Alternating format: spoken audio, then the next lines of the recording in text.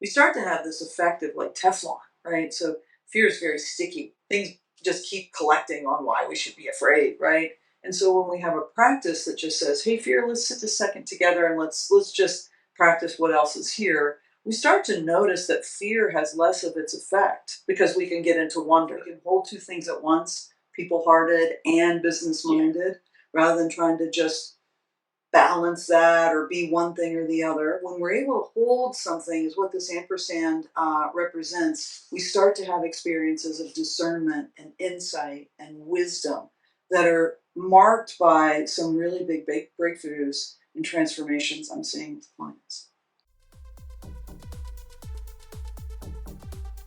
Welcome to the Freedom Experience, Beck. Fantastic to have you on. This is number 5. We've tried 5 times. We've come to a house today, and we're actually in the garage. We've got this great plan. We'll talk about that in a moment.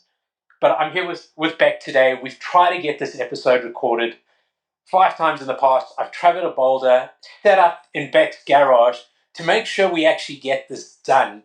So instead of introducing Beck myself, I am going to hand the floor over to you. And why don't you tell us a little bit, Beck, about who you are before we get into it? Yeah, I'd love to start with how we know each other and what we're wearing. Right? Yeah, let's go. So you're wearing a Humankind Business Leaders t-shirt and a Small Giants hat, and I'm wearing the reverse, so we know each other through Small Giants, where I've just been so thrilled to be a part of this community, sponsored the summit this year. I've been a teacher in the Leadership Academy, and hosting a dinner. And hosting a dinner tonight in Boulder. So Small Giants means a great deal to me because of what Small Giants stands for is a lot of what we'll talk to about today about Humankind Business Leaders. In a nutshell, I refer to myself as a business geek with Buddhist roots. So that usually gets people to take a pause. Yeah, I don't know, people-hearted, business-minded. So I think that's the way to just sort of introduce myself. I am the former COO and became CEO of StickerGiant, which became a small giant. Yes. Named a small giant. And I'm a former licensed and practicing psychotherapist. I have a couple master's degrees, one in human and organizational learning, which gives me some of that geeky stuff in business, and also then a master's degree in counseling psychology with a Buddhist psychology emphasis. And I've been in the corporate world, and now I've spent almost 2 decades in the small and medium-sized business companies. So I come at things myself and with clients from the business aspect of things. I love the business part. I love to talk about what's not going well, what is going well, how could I help leaders do something different from my own experience, and then I love the human factor of it all. And I interweave all of that with clients, right? I'm not trying to just do sort of that personal sort of leadership coaching or be a business advisor. So I refer to myself as a business advisor and leadership coach. Brilliant. So you come from West Virginia, very conservative upbringing. You go into the corporate environment, FedEx? No, UPS. Sorry, yeah. UPS. In a UPS, come out into psychology, correct? And becoming a psychologist with a Buddhist slant. Mm-hmm. And then go back into the corporate world. And I just think this journey... Well, we're back into the small business world. Right. Sorry, not into the small business world, ultimately CEO of StickerGiant, which ultimately is sold as well, that's right? Yeah. So I mean, that's a full journey. Yes, quite. If we go back to the sign on the wall, because we're here today to talk about keeping that tension between the sort of harder edge of business and the softer edge, and we'll get into that in a moment. But it goes back to what we're looking at, the sign that we're looking at, and that's in the middle of the sign here. Yeah, the ampersand. So this sign is from West Virginia. The town is Newton, West Virginia. And it's where my parents both grew up. They grew up a mile apart from each other. So I have country roots. We're in my garage. Like, you can't spend any amount of time with me without seeing sort of a commoner, like a person that grew up around people with dirty hands and willing to work to do what needed to be done. And you do your coaching in this. I see clients here. Yeah. I see a lot of clients online. So maybe a quarter of my clients meet with me here. It's super fun. Yes. So my parents were raised as country folks, and my grandfather had a store right between my grandparents' houses. So he bought the store from this guy Smith, and then sign came down when my grandfather put his sign up. It's a much longer story. There's some information about it on the website, but this sign lived on in one of my grandfather's friends, because in the country you don't throw anything away. Yeah. One day we'll need that Smith grocery store sign. Even if we turn it over. Exactly. Yeah. Everything has a purpose. And I was walking around the town in Newton, and my grandfather's friends still had this in one of his outbuildings. And I asked him, I'm like, hey, the way you talk in the country is, what would you take for that sign out in your outbuilding? And I asked him, and he said, what in the world would you want with that sign? And then that was more than 10 years ago, and I had no idea why I wanted the sign. I just knew I needed it. Yeah. Longer story about how I got it here. And then Michael Morton, my graphic designer, fell in love with the hand stenciled letters and that ampersand. And so we already knew the ampersand would be an important part of Humankind Business Leaders. And he replicated that actual ampersand to represent what we'll talk a good bit about today around holding two things at once.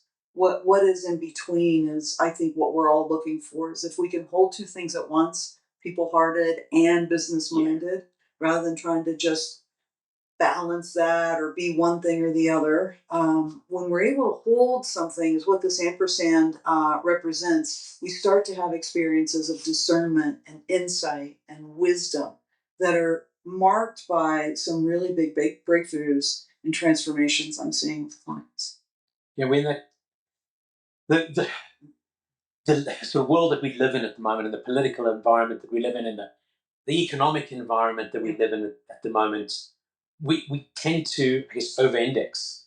We do. To one side. So we're kind of leaning too much toward being sort of business-minded, or the harder edge, if I'm not mistaken. Yeah. And then some of us lean too much toward the people side. That's right. I was on a call this morning with a very frustrated CEO who was saying to me, I think I've just over-indexed on being too soft, and I've kind of been there as well.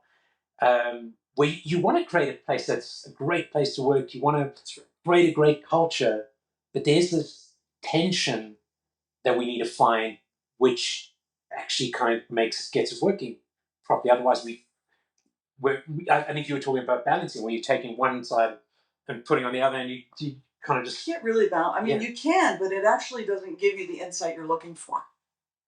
Right? Yeah. So let's talk about, you said you were talking to a leader that believed he was getting a bit too soft, right? Too soft, yeah. And then we can find plenty of leaders, right, that would say, I think I'm getting too hard-edged. Our frameworks are starting to really create this closed system, a binary system of you did it or you didn't do it. We made the KPI or we didn't. And we start forgetting how to actually have relationships. So on that business side, when we start to get super focused on hard charging, accomplishment, hard driving, achievement, right? We've got to make our goals, which, by the way, we do. But when we're holding that edge really strong, we notice our people start to get a little disengaged, and then they start getting a lot disengaged, right? So we're not talking about dropping that edge. We're actually talking about moving even 1%. The power of 1%, right, is beyond anything that we can imagine over and over and over again. The aggregation of marginal gains is what people refer to, and there's information about that on my website too. But if we just move a bit from, things are starting to feel, we felt this at StickerGiant, things started to get too stilted around the systems and the methods we were using. So we started bringing in Peter Singate's work around learning organization, and we started bringing in more agile principles, and we started getting really interested in what are the interactive rituals, what are the meetings like, right? To make sure that we were spending time guiding people toward the business outcomes that we needed. So it's relational. So if we stay on that hard edge, we start having less relationship. And I imagine the tendency sometimes is to go from one extreme to the other. Right. I was thinking, and we talked about this the other day with another CEO business owner who was at that point of kind of breaking down and comes across EOS, it goes through a mind shift, brings EOS into the organization, really helpful. Then he says to me, I feel like we're losing the kindness side here because we're really, really focused. We're a high achieving team. We're really focused on results, but we've kind of lost our kindness along the way somehow. And it's, yeah. Yeah, so let me just say, first of all, we use EOS. I'm certified in, it's StickerGiant. And I'm certified in organizational rewilding. I have friends that are colleagues that use scaling up, Vern Harnish's work. Yeah. So there is nothing wrong with those systems. They're really important to give you so cadence. So if you think about business minded, they represent that in general. And I think we're going to drop in the notes here the actual visual of this model. But when we over-index on them, what I'm finding is that is a signal when we start over-indexing and going really high on business-minded that we're in fear. Yeah. We're motivated by fear because if we don't make our numbers, if we don't time the market just right, if we don't, all those things that we worry about, then we start to have an experience of fear. And when we're in fear, we double down on the thing that we are best at or that we're focused on. So if we double down on business minded, like the CEO we were talking about, we start to sense this thing of like, I think we're losing some of the relationship that's important, right? It's also true if you double down on being people hearted, right? If you go overboard on caring deeply and deep devotion and some of the ways that we understand being very people focused, that's also fear. We're afraid that if we don't over-index on the people side, that people won't like us, that they'll leave. I mean, it just goes on all of these ways that both of these, when we over-index on people-hearted or business-minded, the way I think about it, it's fear. Yeah. And so here's what I'm saying to leaders. I'm asking them, where are you afraid? So that was my edge to begin with. I was afraid to ask leaders that worked with me in just a kind, open way, like, where's your fear here? And the responses I'm getting are overwhelming, right? Of like, oh yeah, I am in fear. Yeah. What do you know about it? We know a lot about that experience. So what we do is we do a two-hand practice where we say, okay, what do you know about fear? And let's place that in this hand.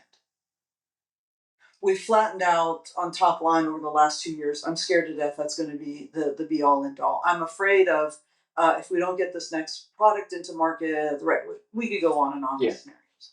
Let's put that there. I'm afraid all our people are going to leave us. I'm afraid of tariffs. I'm afraid of, right? Because there's so much to be afraid of. There's a whole lot going on. And it's running in the background. So what I've figured out is like just asking someone. Well, I asked you yesterday. We were having a conversation, right? Well, what are you afraid of? And I immediately watched the shape and look on your face change. And you knew exactly, right? So we just put that here. And then we go to, okay, well, what do you know about when you've been successful before? So it's a sense of that traveling that distance is actually just saying, well, how could you be even people-hearted to yourself first? You tend to look at all the fear and they pile upon each other. When we were talking yesterday, I was talking about stepping into big shoes. So taking over a community where there's been two phenomenal co-founders involved in Bo Birmingham and Paul Siegel. Right. So you step into these very big shoes, not to mention all the work that Hamza and the rest of the team have done. Yeah. And the expectations of a community to a new leader. Am I going to let this community down? Yeah. Yep. Yes. So, and then you think of past failures and you pile them on like business failures. Past, it starts holding you back. And we were talking about Davin as well with Thieves of Purpose, one of the big thieves of purpose. And then on the other hand, it's, well, where can I take this community? That's right. How can I 10x the impact that it's had? How can we make it a more global community? And you used a very good term from Marina. Oh, yes. Marina Suhulutsky says, how good could it get? Oh, it's one of my favorite. It gives me goosebumps. So when you look at this and you think, how good could it get? Right, that's right. Like, and then there's a fear. Are we asking ourselves that beautiful question? So for those listening in, Beck and I are kind of using hands here to kind of illustrate this. We'll put a diagram in as well, and you'll be able to download that. But obviously, if you jump on YouTube, you'll see what Beck's coaching me through at the moment. So I've got what's the exercise that I'm doing here? Well, we're forgetting for the first part, like fear gets us into a state of not a full experience. So the amygdala shuts down everything else. Fear is about the amygdala. I use a gripped hand to explain it. It's the first part information starts getting processed in the limbic system and it closes. Fear closes everything down. And then it starts surveilling for where can I find the data that would justify and back up why I should be. So this is getting into the weeds, right? Yeah, kind of going. Okay. Right. Well, I know this about him, and I know this, and then and then we have all these past failures. That's when the amygdala really gets active to be like, well, let's tell me about all the times that I can prove that I could have done something better. And then we start losing sight of what I'm calling wonder, a state of fear that takes us away from wonder and love and curiosity. And it's an exhausting state to stay in fear. And what I want to know is how many business leaders are willing to admit they're exhausted and explore that fear is one of the things that's exhausting. So we don't want to push it away. We really want to know it, and we want to have this practice of let's put that in this hand. When I'm doing this practice, I'm just sitting, and am I listing these down as I put them in that hand, or I just conscious of it? Or? Yeah, the way I work with it is like a meditation or a mindful practice. So there's a grounding practice that I do, 3 points of contact with your hands flat on your thighs, right? And I've got some things that we can drop in notes about people. Right. So 3 points of contact, can I get grounded? And then if I'm working with this practice, I'll turn my hands up in the air like I'm holding something. So I would put fear in one or the other hand. Like, what are all the things I'm afraid about? And just feel the sense of, gosh, that's a lot. So in my case, I'm fearful of stepping into these shoes. I'm fearful of past failures. I'm fearful of making a wrong move and crashing the community, so to speak. Right.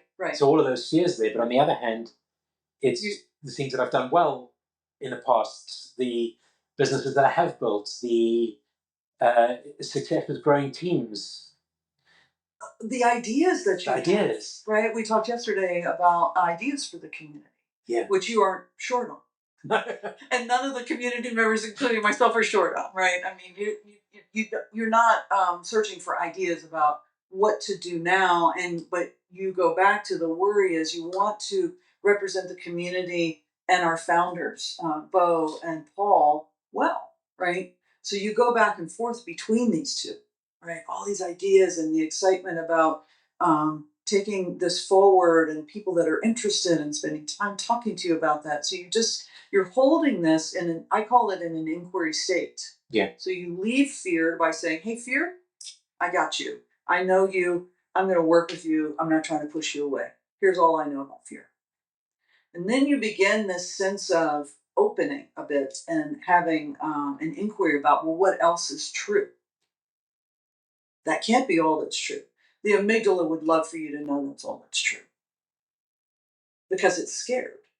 It doesn't want to go try these other things.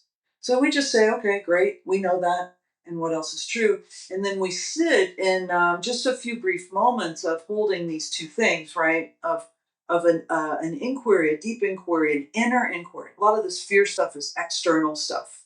All the noise is just constantly going on around us. And that noise can't let us get back to ourselves. Now we're here, we're practicing, we're back to ourselves. Yeah. A lot of the practices I teach leaders is about how do you know where you are when you're constantly out in the muck of the world, your business, your family, your neighborhood, your church, right? It's a lot. And how do you make it back to yourself? So that's 4 points of contact and getting grounded. And then how do you have a practice that says, what's going on here? What are these things out there that are creating fear? I'm going to put them here. And I'm going to make a choice to move toward curiosity, which I'm calling wonder and love. I'm just going to hold this in this idea of inquiry. And I'm going to ask myself, okay, I know I'm afraid. I also know I'm surrounded by a ton of support. We could go on and on with that list. And then we ask ourselves, what is the active choice I want to make here?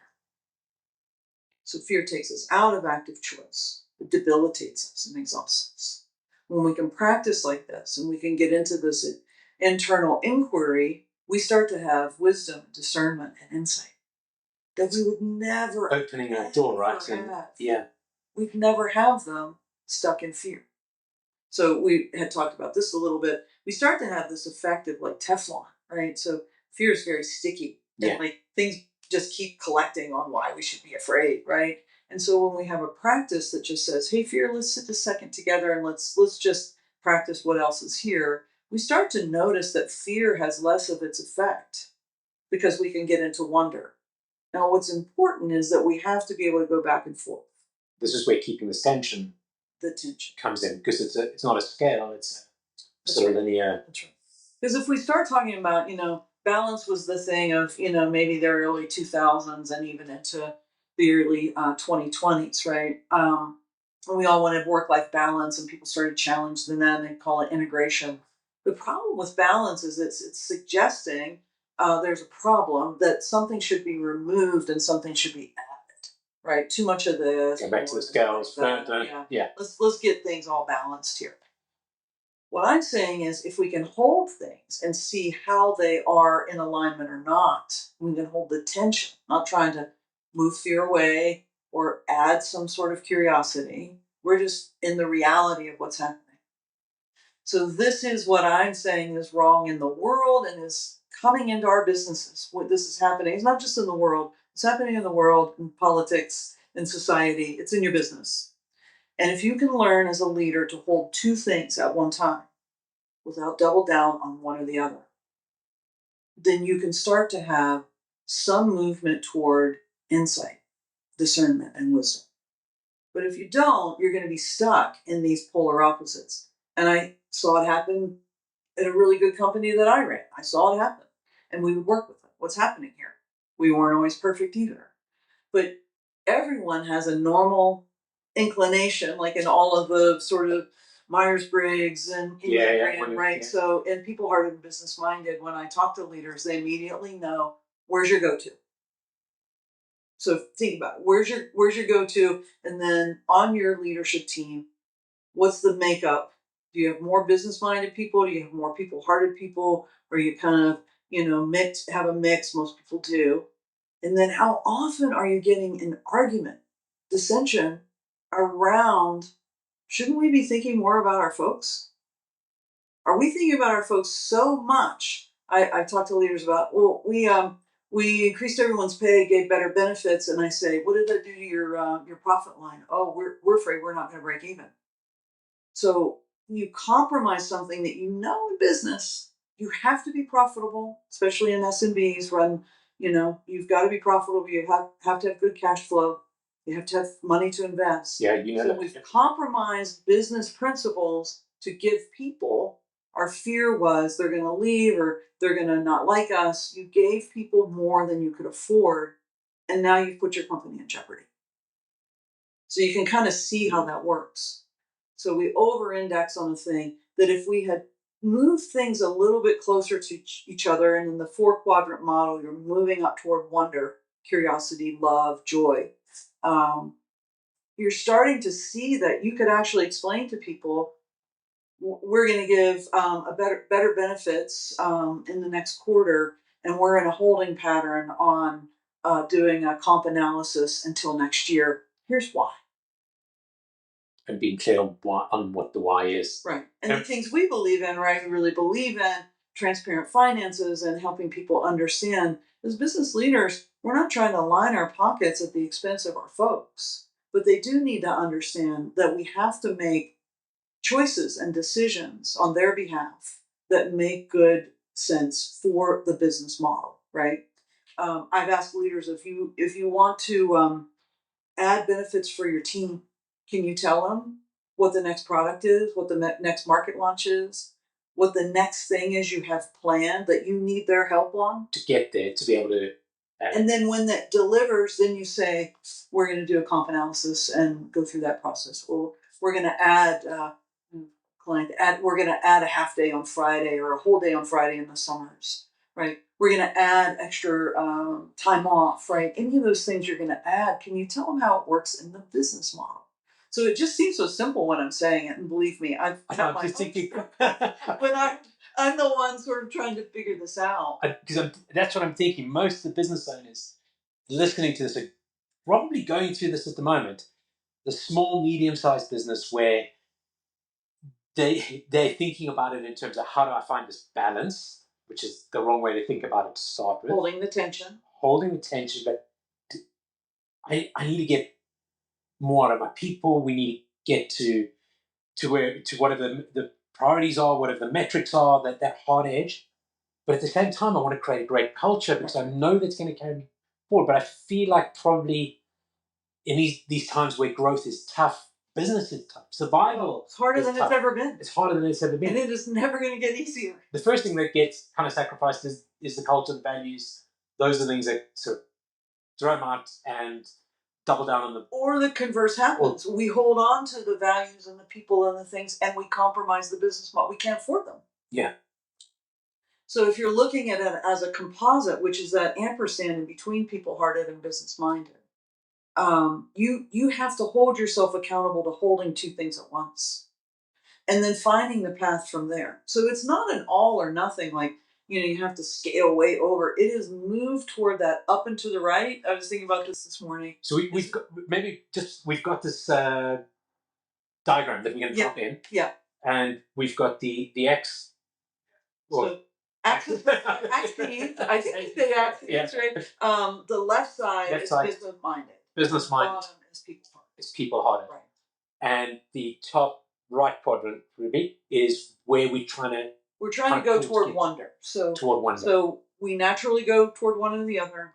We know where we are. The most important thing that I could say today is to know where you are on a model like this. I go up and to the right. That's where founders go. Yeah. Most founders are going up to the right, straight. Right. Things start to get chaotic. There's chaos in the organization. What do we do as founders? We add to the chaos. We put more urgency in. We start to say, we've got to do this, right? And people start getting all upset and like, oh my God, I don't know if we're going to make it. So if we can just see, that's where I'm at. I'm in chaos. I'm adding chaos. What could I do to move 1% over toward wonder? So that's the practice. I'm in chaos. I'm in fear. Chaos is always about fear. What is something that else is true? So you almost got this sort of needle, and it's either too low or too high on that axis. Yeah. And wonder is what's pulling it back to where it needs to be, right? What it could be. Could be. Yeah. What I think is what it could be. Right? It's just little adjustments. It's right to ask the team. Gosh, guys, we're getting ready to launch this, and I'm afraid that it's not ready. I'm afraid it's not ready. Now it's in relationship. You've spoken about your fear. Hopefully, you also have some personal practices to work with fear, but you've spoken with the team. I'm afraid. I don't know that this is whatever, right? We're not going to make it in some way. And you say to the team, let's talk about it. You've made a relational move that you've already put yourself in inquiry with the team. Let's think together about it. You're in wonder. Actually, you've moved toward wonder. You might not be in a full-on wonder state, like some blissful thing, but you've moved that direction. And so then that creates, for the people that care about people, they're going to come your direction too, likely. I think the magnetic force is wonder. And wonder's really getting curious about. It's curiosity and inquiry and joy. Like, we aren't going to find these things we need. I just keep saying it over and over. I'm like a broken record. It's like you are not going to have discernment, wisdom, clarity. When we talk about clarity in leadership, when you're over-pegged on being business-minded, you are not going to have full clarity. But if you make a 1% move toward this idea of wonder, I wonder what would happen if I disclosed I'm afraid, or I think we're going down the wrong road, or I think we're not, like the leader that said to you, I'm afraid that we've over-indexed on the hard side of business, right? The edge, the business edge. And in that moment, you can go into asking your team and asking yourself, what would be a good next step? Now you're in active choice. Fear will never let you be in an active choice. You're always in reactive choice, if it's choice at all. I'm curious about how, Beck, this came to you. You've had an interesting journey. When you over at StickerGiant, were you thinking this way already? We talk about one of the biggest things for entrepreneurs is this kind of shift, this mind shift, this mindset change. And when I go back to that entrepreneur, it wasn't the one who's over indexed now. It wasn't so much that EOS improved the business, but that he had a mindset change. That's right. Along your journey, has this just kind of been kind of peeling back the layers as you've gone along, right? It has. Or was there a tipping point? Its birthplace is StickerGiant, and its specific birthplaces with Ed Olivo. He was on my leadership team at StickerGiant, and he came up with the phrase "people-hearted and business-minded." We did a lot of video that we put out for content, and he got caught on video saying, "Here at StickerGiant, we're people-hearted and business-minded." Now, let me just say, people-hearted and business-minded is an ambitious goal. It's an affirmation. It's a trajectory we're trying to go. Like something we're working. We'll never be perfectly right, but holding that tension. And I would say, yeah, we were doing some of that, but it was organic, and I hadn't had the time and space really to sort of explore it. So I asked Ed. I said, I think I want to use it as the ethos for Humankind Business Leaders, and he of course said yes. And so since I've been using it, in the last 2 years, I've been working on it. And in the last probably 6 months, I've worked on it even more. And I was just away for 2 weeks off grid, and came back to the world tilted again on its frame, right? Yeah. And we're in even more polarization. Yeah. And something happened in me that I knew people-hearted and business-minded is what I had to continue to work on. So it's been iterative, right? I'm also certified as a mindful awareness and meditation teacher. I certainly have a practice myself of that for almost 4 decades. And I just saw it so clearly. Like, this is playing out on the world stage. It is certainly alive in our country and between our political parties, because we can't hold two things at once. We can only lost.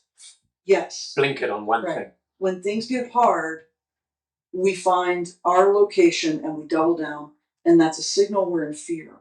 And we don't get curious and try and find that. We're not even interested. So when fear starts stacking on itself, I have no interest in anything other than this thing. And so that's what I see happening. Now, you mentioned, my folks grew up in the country. I learned a lot of my work ethic from people in the country. And I also learned a lot from growing up in a fundamental evangelical alt-right Christian home. My dad was a minister. Yeah. My mom taught in Christian school. So if you think about I never thought about him being an entrepreneur, but we were talking about Oh, yes. Yes, my wife Lisa calls my dad the Jesus entrepreneur, which is such a beautiful capture of my dad. He started a church. Yeah. A startup. It is a startup. You're going to build your flock following. Yeah. And I watched him as a kid, just like any founder. I like thinking about it now, retrospectively. I saw him as a kid to have all the founder struggles, question himself, have people in the church that, had other opinions, and financial things that he struggled with.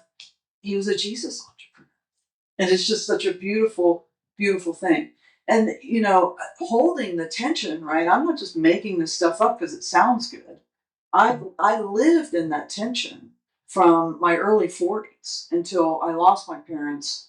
I lost my mom about 7 years ago, and my dad a few years prior. Yeah. But I stayed in relationship with them. I had friends that would say, why are you staying in relationship with them based on what they believe? And I'm like, because I love them. Yeah. And it's hard, but it's the thing I love about this part of who I am too that relates to business. When my parents were living and they would come visit me, and when I would go to visit them after I moved out here, we always had projects to do. We worked with our hands. And the projects were the way all the differences that we had, that I had set some boundaries around what we could and couldn't talk about, right? We talked a lot about the birds and the weather and our gardens. But when we would be physically together, I always had a list of projects at their house or mine when I lived in Virginia that we couldn't possibly complete because that was what we shared in common.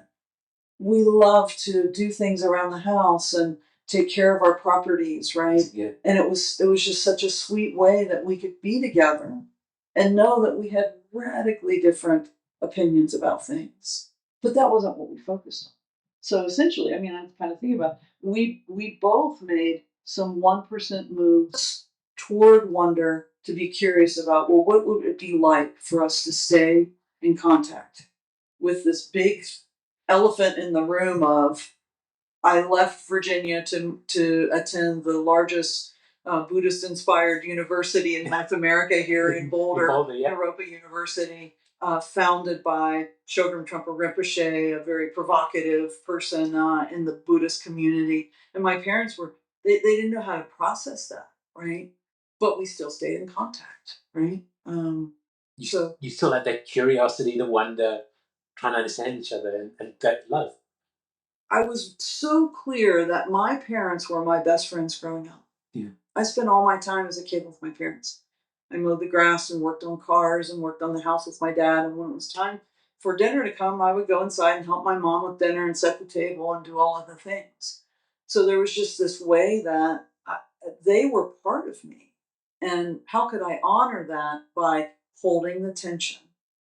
Right, and I'm also queer and non-binary. I mean, it just goes on and on about the whole reasons why there would seemingly be no reason for me to stay in contact with my evangelical, Christian, fundamental, alt-right parents, and yet there was every reason to be. And they died 2 years apart from each other, and I had the great honor of being with both of them in their last moments. I love it. It's so beautiful. Yeah. And that's this work, I think, is also a tribute to them in some way, in a way they could have never understood, right? And I don't think it's, people are like, well, gosh, your parents have really different belief systems. I think my dad would love this people-hearted and disappointed. Right. Yeah. I think he would see the Christian value in it. I think he would understand it as a Jesus entrepreneur. See the value. That would be next to one of the other side, right? Exactly. I mean, I've witnessed it evolve. I've witnessed your model and your thinking evolve, because we've tried to do this 5 times. And, yeah.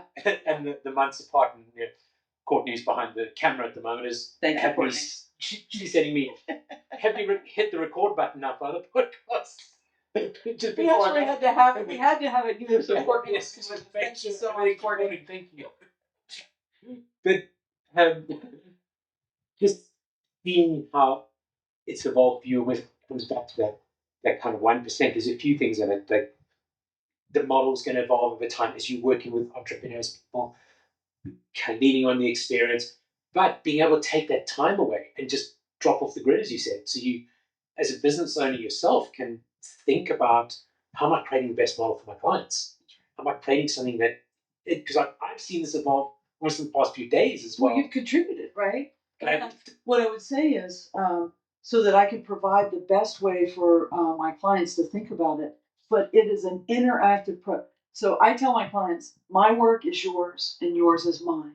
And how could it not be? I mean, we're in an intimate process of talking about fear in your business and how to do things. How could it not be intimate? So my clients have contributed to this.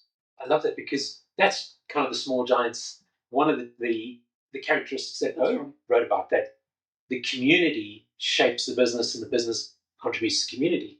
And I can see that's happening here with you and your clients. Well, it's actually where we're losing our way in politics and our culture. Right? You're not getting that. We're not. We can't get right. We call it cross pollination or whatever. But we keep moving back to the thing that we believe, and we keep double down on that, which puts us in crippling and debilitating fear. No matter how good intended it is, people-hearted is good intended, and so is business-minded. But if you're going to double down on either one of them, you're going to start doing destructive things. I call it undignified, right? You do undignified shit when you double down on one polar opposite of something and you forget it's all related and we actually need it. Because you lose connection with yourself first in doing that. And then as soon as you lose that connection with yourself, you are absolutely disconnected with everything else. And here we are, trying to run businesses, many of which my clients and many of our friends want to do things that matter in the world. But we're not admitting that if we have a dysregulated nervous system, that really great thing we want to put in the world is likely to not be as successful as if we will say, I've got to know where I'm afraid. I got to own that my nervous system is running through this organization. So I better learn how to be stable and remember I need both. And I say it all the time, we need both and we can do both. We can be people hearted, and we can be business minded. We actually need to be successful. So the cold plunges and all those other great things are good, but you need to be thinking about this as well. Yeah, that's right. The cold plunges and the massages and the mani-pedis and all the things, they're great.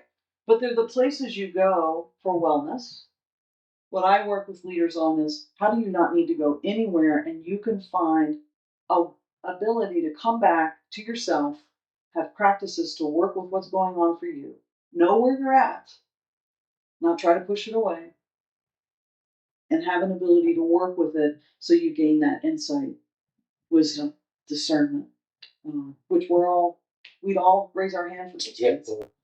So before we got on, we talked about the reason this podcast exists, and it's called Freedom Experience. And for me, it was all about creating a place where I could bring on folks like you to help business owners who're stuck, who've lost that momentum, who are feeling alone and feeling frustrated, to try and escape that place. Yeah. And we had a really good conversation about what freedom means to you, thoughts of freedom, before we got on. So I'd like to kind of put that question to you again. And what does freedom mean to you? What do you think about when you think about freedom? Yeah.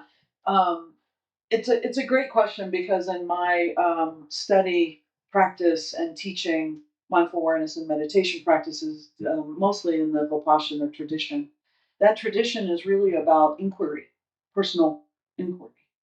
And I think freedom comes from the ability to have a rich inner world where you're able to, I call it, be your own best friend. Yeah, right? I love that. Yeah.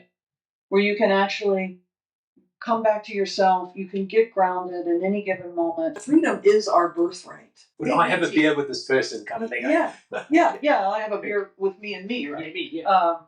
But it's our birthright. And in the way I think about it and the way I believe, we were born with freedom as a birthright. And then we add all the stuff of our lived experience, right? And where a fear and a jacked nervous system really take us out of freedom. What I'm interested in is how do we move back toward freedom, which I'm calling wonder, and still not push everything else away and know that that's part of the human condition as well. Yeah. So freedom is really being realistic and real with ourselves, and taking time to reflect.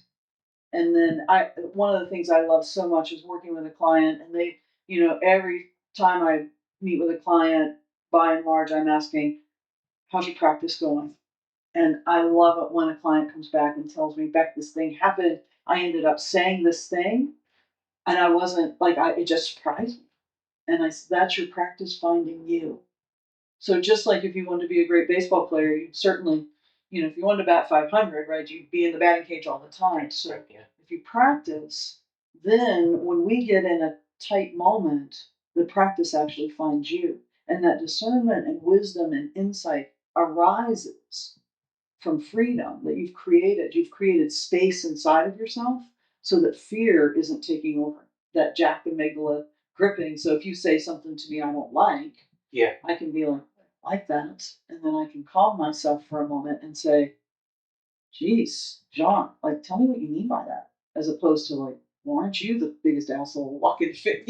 Those To get fear curious. related. Yeah. So I think freedom is the ability to get curious, to learn to work with our experience as it is, and have these practices that help us have a full experience, not these experiences that are getting us polarized from each other, which are all about fear. Yeah. They're not about freedom. Yeah. I think back to this is one of my core values, and it was born at the age, I guess, of 7, 8, 9, living in this country. And in New Hampshire, the state motto on my parents' car was live free or die. So freedom, I'd come from a country where there was apartheid, and more than half of our population was effectively sort of living like slaves. Came here, and it was the time the space shuttles and open gardens and lemonade stands and all those wonderful things. And that value was so important to me. I'm curious whether you think we're moving away from freedom in general, or is that changing, or is it? I think fear has us in its grips. On both sides of every equation, I think fear has us in our grips. Because we're losing hope. We're losing hope that, we've got to come back together, people are saying. We've got to find a shared something. And it feels too big for people to do. I'm saying, what could you do that's 1%? I'm watching my inclination when things happen that I need space from, I'll take YouTube and things off of my phone. When we came back from being off grid for 2 weeks and the world tilted again, that inclination came, was like, I'm just going to take YouTube and some of these other things off my phone. And then I had an inquiry with myself. No. And then I came back with, I'm actually going to leave it on, and I'm going to watch people's opinions that are diametrically opposed to mine. And I'm going to feel the feelings I have. And I'm going to check out, what is it that I believe, right? And what is it in that person that's saying that I don't believe that, but they also, in the practice of Vipassana, the practice is everyone wants to be happy, just like me. And I know that's true because it makes me feel so emotional. Yeah. And that's freedom, is to say, you want to be happy like me. This other person that thinks and behaves in ways that are shocking and horrible to me, that person also wants to be happy. But we can't do that because we can't hold two things at once. We can only just keep gripping the thing that if we don't believe it, if we don't convince enough people to do that thing that I think is right, which is what's Actually taking our freedom. that's right. It's actually eroding freedom.